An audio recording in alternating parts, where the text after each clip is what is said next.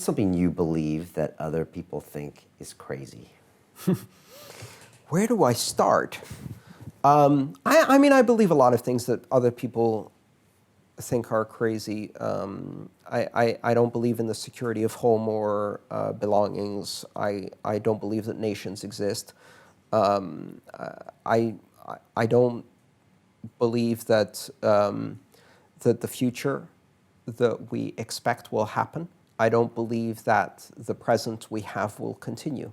You know, these grand illusions of humanity is that every generation thinks that the world has always been as it is today and will always be as it is today. And the truth is exactly the opposite. The truth is that everything is transient, right? And the world could change dramatically by tomorrow. And the only question is, how flexible are you? How adaptable are you? And I luxuriate in being adaptable, which I tell other people, and they are terrified by this idea. The idea of not having a home, the idea of not having a steady paycheck, the idea of not knowing what I'm going to do 2 months from now. I have no idea where I'm going to be. That's it. My horizon is 2 to 4 months out. And after that, I have nothing. And that doesn't terrify me. That means that anything is possible after these 4 months. I might be living in Japan.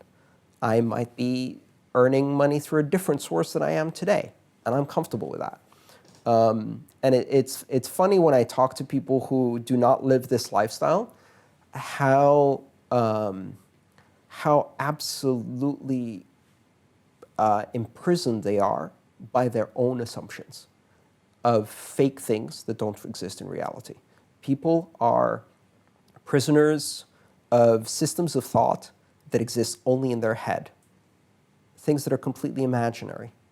They're from religion to nationality to culture, language. All of these things are human constructs. They don't exist. What exists is this, right now, right here, not tomorrow. The future doesn't exist. All of that's just an illusion. And so I find it really quite liberating. And people think that's crazy. And I really don't care. I've stopped a long time ago worrying about whether other people think I'm crazy. There's plenty of people who don't think I'm crazy. Plenty of people who agree with me and find power in what I have to say. And I can choose to relate with them. I was in San Francisco last year, and I went out to see Alcatraz, the famous prison. It was out on the rock, and you take the boat out there, and you go in, you see these cells and solitary confinement. And I came back in, and a friend of mine was there, and I was like, yeah, I went to Alcatraz, I saw the prison. And he was like, how many of us are in prisons of our own mind? And it really just hit me that, we're pointing at this place over there where these people are trapped, when in fact, so many of us construct these realities in our brain that keep us petrified in these places, not moving, and we don't even examine those. Right. So thank you for reminding me of that. When you think of the word successful, who comes to mind? What types of people, or is it a person living or dead? I'm always curious. I don't know. I really don't have heroes or icons like that, honestly. Because I think I think people are too complicated to simply look at a person and say this person is successful, because it depends. Successful in one part of their life. If you look at any of the people that are often quoted as heroes or role models, etc., you find that they are narrowly successful in one part of their life, often wildly so. And yet there's a dark other side. There's human failing. There's ambiguity. Of course there is. They're human beings. They can't be successful at everything. That would not be human.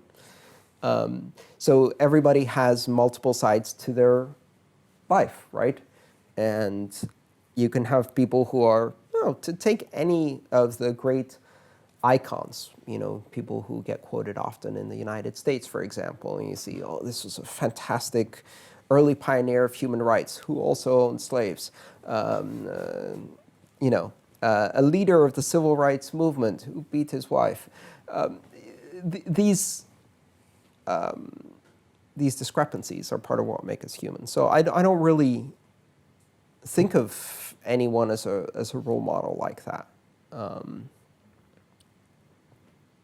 I think we all have our own path, right? So, and we all have our own failings. Mm-hmm.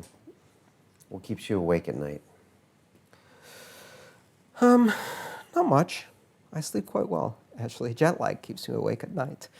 But for the most part, I'm happy with ambiguity and I'm happy with uncertainty. I accept that I don't control things. And sometimes I get upset when I get personally attacked online. And the solution to that is to stay offline. But other than that, I sleep quite well, Brian. I think the last time you were here, you said that one of the big things that you overcame years ago was just getting out there and speaking up and putting your opinions out there. Or maybe it was even maybe writing, maybe your first book or something like that. And once you got through that, you found, big changes in your game. Is that true?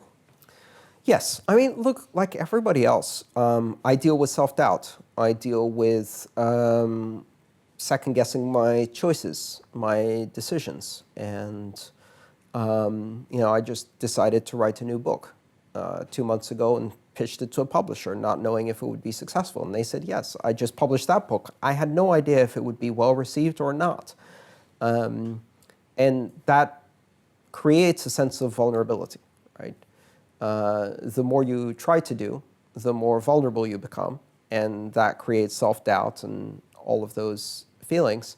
But you can't have success, you can't have experience without trying things. And so the problem there is not that you tried something, the problem is that you allow self-doubt to kind of stop you from trying new things. And so I feel self-doubt, I feel vulnerable, and I take a deep breath and try to move forward and make another decision and do something else and try something else. And some of those fail terribly, and some of them succeed, and I keep moving forward. But that's part of trying things. Mm. I think dealing with people saying bad things about you online, I find it's great to just have a one layer of human buffer in there.